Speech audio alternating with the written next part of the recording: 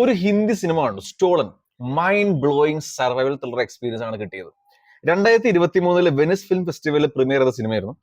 അതിനുശേഷം Beijing international film festival, Japan skip city international D cinema festival, ഇതിലൊക്കെ ഒട്ടേറെ അവാർഡുകളാണ് സിനിമയ്ക്ക് ലഭിച്ചത്. ഇപ്പൊ ഫൈനലി ആമസോൺ പ്രൈം വീഡിയോയിൽ സ്ട്രീമിംഗ് ആരംഭിച്ചിരിക്കണം നമുക്ക് എല്ലാവർക്കും കാണാനായിട്ട്.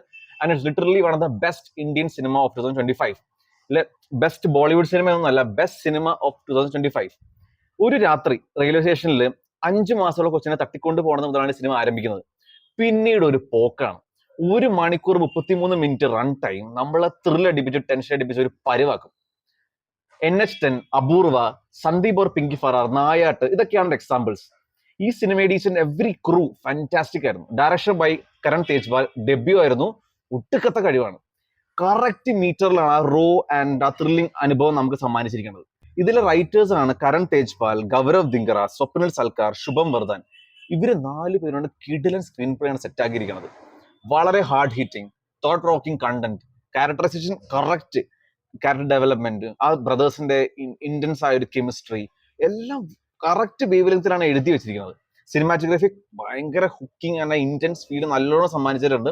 ഇതിലെ മറ്റേ chase sequence very well shot, editing, music ഒക്കെ ടോപ്പ് നോച്ച് വർക്ക്. സൈലൻസ് ആണ് കൂടുതൽ യൂസ് ചെയ്തിരിക്കുന്നത്. അത് വളരെ നല്ല തീരുമാനമായിട്ട് തോന്നി. ആ റോ അനുഭവം നന്നായിട്ട് കിട്ടുന്നുണ്ടായി. ഈ സിനിമ കണ്ടതിന് ശേഷം നമുക്ക് ഒരു നെഗറ്റീവ് പോലും നമുക്ക് പറയാൻ ഉണ്ടായില്ല. അത്രയും ഗ്രിപ്പിംഗ് ഇന്റൻസ് റൈഡ് തന്നെയായിരുന്നു സ്റ്റോളൻ. അഭിഷേക് ബാനർജിയുടെ പെർഫോമൻസ് വേറെ ലെവലായിരുന്നു. എന്ത് ക്യാരക്ടർ കിട്ടിയാലും അതിൽ വൃത്തിക്ക് തന്നെ കൈകാര്യം ചെയ്യും. ഇതിലെ എസ്പെഷ്യലി ഇതിലെ ക്ലൈമാക്സ് ആക്ട് സൂപ്പർ ആയിരുന്നു. പിന്നെ ശുഭം വർദ്ധൻ അഭിഷേകിന്റെ ബ്രദറായിട്ട് അടിപൊളിയായിരുന്നു. പിന്നെ മിയ മേസ്ലർ ഒരു റൂറൽ ക്യാരക്ടർ പെർഫോം ചെയ്തിരിക്കുന്നത്. ആൻഡ് ആ ഒരു ക്യാരക്ടറിന്റെ ഇമോഷൻസ് നന്നായിട്ട് തന്നെ കൺവേ ചെയ്യാൻ പറ്റുന്നുണ്ട്. പിന്നെ വേറെ 2 പോലീസ് ഓഫീസേഴ്സ് ഉണ്ട്, അവരും നല്ല ഓണസ്റ്റ് പെർഫോമൻസ് തന്നെ കാഴ്ചവെച്ചിരിക്കുന്നത്. തിയേറ്ററിൽ കണ്ടായിരുന്നെങ്കിൽ ഭയങ്കര ഗംഭീരമായ ഒരു എക്സ്പീരിയൻസ് കിട്ടിയേനെ. ചിലപ്പോൾ ഈ സിനിമ അണ്ടർറേറ്റഡ് ആവാം. വേർഡ് ഓഫ് മൗത്തിലൂടെയെങ്കിലും ഈ സിനിമ എല്ലാവരും അറിയട്ടെ, എല്ലാവരും കാണട്ടെ എന്ന് തന്നെ പ്രതീക്ഷിക്കുന്നു. എല്ലാവരും കണ്ടു കഴിഞ്ഞാൽ ഒരാളും ഒരു ഡിസപ്പോയിന്റഡ് ആവില്ലെന്ന് ഞാൻ തന്നെ വാക്ക് തരുന്നു, ഉറപ്പ് തരുന്നു.